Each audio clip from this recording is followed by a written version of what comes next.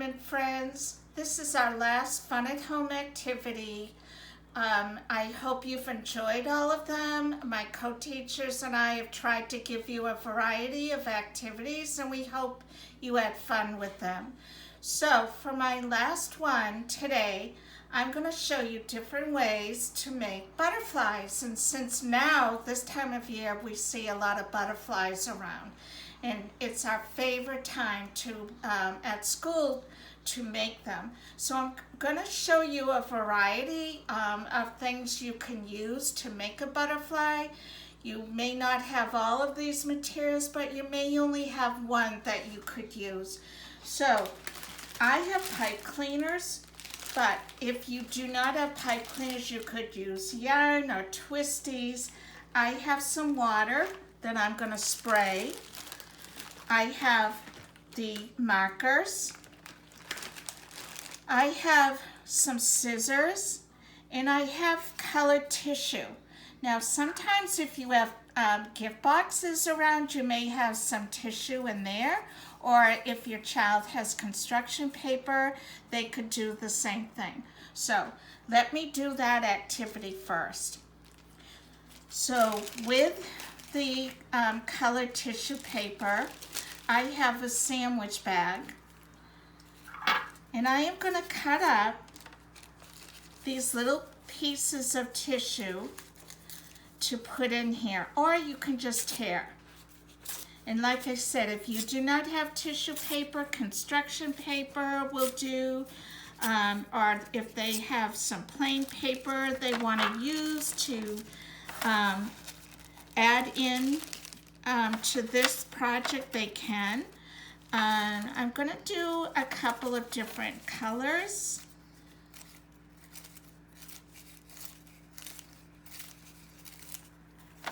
And add those in. I think I'll add a blue because butterflies generally are very colorful, and usually around here we may see monarchs, or we may see painted ladies, and in the spring we usually hatch the painted ladies. We start with the eggs that are delivered to us. We watch them grow into caterpillars and then into chrysalis, and from the chrysalis they turn into the butterflies. And when that happens, we find a garden around our playground that we can add them into. So for the sake of time, I'm not going to fill this whole bag, but you can go as far as you want. I seal it up. I'm going to cut one of these pipe cleaners. I don't need a big long one. And I'm going to go down the middle and tie it around, and this makes the antenna of the butterfly. And then I'm going to spread my bag apart, and it's going to look like this. I have two of them now, like that. Okay, so that one is done. I also have some markers that I'm going to use. And I'm going to use a coffee filter for one butterfly and just a plain piece of paper towel. And for a while we had a shortage of those paper towels. Now we have a lot of them around.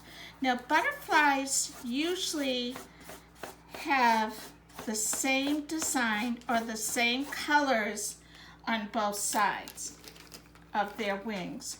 So that's what I'm going to try to do. And I'm going to be using my water very soon. And they can go as long as they want, decorating with the markers. If they want to do the whole thing, they can. They can do different designs. I think I'll add some purple. I love purple. Now the tricky part is that I am going to wet this. And as you can see, I have newspaper and I have a cookie sheet. I'm using newspaper because once you start wetting these down, it's gonna probably bleed through. The color is gonna come through and onto the newspaper. So I just want to protect whatever surface I'm using. And it's best if you let this dry, because when it's dry, you will not get anything on your hands. So you can see how the colors kind of run together.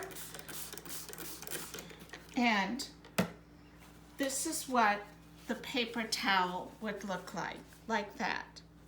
And what I did was I used a little twister that I had around the house for bread, and I just added that in the middle.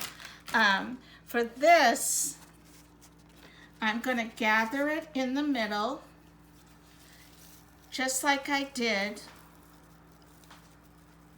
with the paper towel and the plastic sandwich bag.